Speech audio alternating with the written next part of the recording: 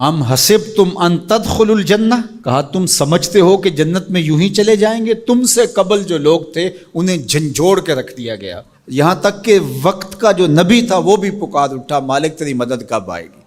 تو پھر ہم نے کہا بس اللہ کی مدد آیا چاہ رہی۔ تو اللہ تعالیٰ نے ابتلا رکھی ہوئی ہے ہر ایک کے لیے، یہ نہیں ہو سکتا کہ اس دنیا میں آئیں اور ابتلا کے بغیر ہی گزر جائیں۔ کوئی آدمی ایسے ہی گزر جائے، ایسے نہیں ہو سکتا، ابتلا سے اس کو گزرنا پڑے گا جیسے بھی گزرے۔ اللہ مال دے کے بھی آزماتا ہے اور غربت دے کے بھی آزماتا ہے، یہ دونوں آزمائشیں ہیں اس کی۔ کبھی صحت دے کے آزماتا ہے، کبھی بیماری دے کے آزماتا ہے، کبھی فراغت دے کے آزماتا ہے، کبھی مصروفیت سے آزماتا ہے، کبھی بھوک سے آزماتا ہے، کبھی انواع و اقسام کے کھانے فراواں دے دیتا ہے، اب آزمائش ہوتی ہے۔ تو آزمائش تو ہے۔ اور حضور علیہ السلام سے حضرت ابو سعید خدری رضی اللہ تعالیٰ عنہ ملنے گئے تو آقا کریم علیہ السلام بخار میں مبتلا تھے، حضور کے اوپر لحاف تھا، کمبل تھا، تو انہوں نے کمبل کے اوپر ہاتھ رکھا تو بخار کی گرمی، جو جسم گرم ہو جاتا ہے بخار سے، وہ گرمی کمبل کے اوپر سے محسوس کی۔ تو حضرت ابو سعید نے عرض کی یا رسول اللہ یہ کیا؟ فرمایا ہم کو تکلیفیں دوہری ملتی ہیں، اجر بھی دوہرا ملتا ہے۔ سب سے زیادہ تکلیفیں انبیاء کو آئی، سب سے زیادہ تکلیفیں نبیوں کو پہنچی ہیں، پھر جو نبیوں کے خاص لوگ متبعین خاص، ان کی عادات کو اختیار کرنے والے۔ امام فخر الدین رازی نے تفسیر کبیر میں لکھا ہے کہ مکے سے لے کر طائف تک 70 ایسے نبیوں کی قبریں ہیں جن کی وفات صرف بھوک اور پیاس کی وجہ سے ہوئی ہے۔ حضرت خباب بن ارت رضی اللہ تعالی عنہ حضور کی خدمت میں حاضر ہوئے، حضور کعبۃ اللہ کی دیوار کے ساتھ بیٹھے ہوئے تھے، کافروں نے اتنے دکھ دیے، اتنی تکلیفیں دیں کہ یہ تھوڑے سے پریشان ہو گئے۔ تو آقا کریم نے فرمایا خباب بس گھبرا گئے ہو؟ تم سے قبل ایسے لوگ بھی گزرے ہیں جس کے جسموں کو لوہے کی کنگھیوں سے چیرا گیا، حتیٰ کہ ان لوہے کی کنگھیوں کے دندانے کے نشان ان کی ہڈیوں پہ پڑے، ان کی لکیریں ان کی ہڈیوں پہ آئیں، اور یوں لوہے کی کنگھیوں سے ان کی بوٹیاں نوچی گئی، اور ان کو کہا گیا دین کو چھوڑ دو۔ انہوں نے کہا جو کرنا ہے کر لو، ہم دین کو نہیں چھوڑ سکتے۔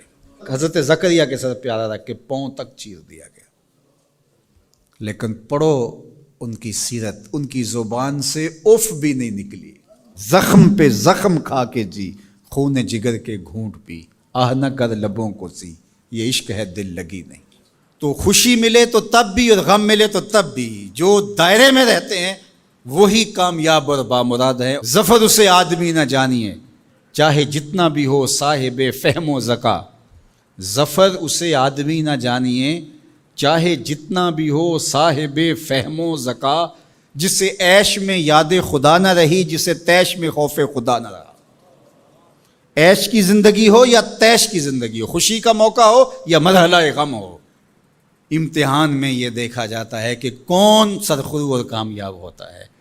تو یہ زندگی امتحان گاہ ہے، کبھی مال کی فراوانی امتحان، کبھی غربت امتحان، کبھی پھلوں کی کثرت امتحان، کبھی پھلوں کا لٹ جانا امتحان، کبھی اولاد کی کثرت اور فرما بردار اولاد نصیب ہو جانا یہ امتحان، اور کبھی اولاد کا مر جانا یا نافرمان نکمی اور آوارہ اولاد پلے پڑ جانا، یہ امتحان، یہ امتحان زندگی۔ کبھی دولت ہی دولت انبار لگ جاتے ہیں، اور کبھی دو لقموں کے لیے بندہ ترستا ہے، یہ بھی امتحان۔ کبھی ماں باپ ہیں، بہن بھائی ہیں، رشتہ دار ہیں، ان کے سایہ عاطفت میں زندگی گزرتی ہے، اور کبھی کندھوں پہ اٹھا کے باپ کو بھی قبر میں اتار چکے ہوتے ہیں، ماں کو بھی لاحد میں اتار چکے ہوتے ہیں۔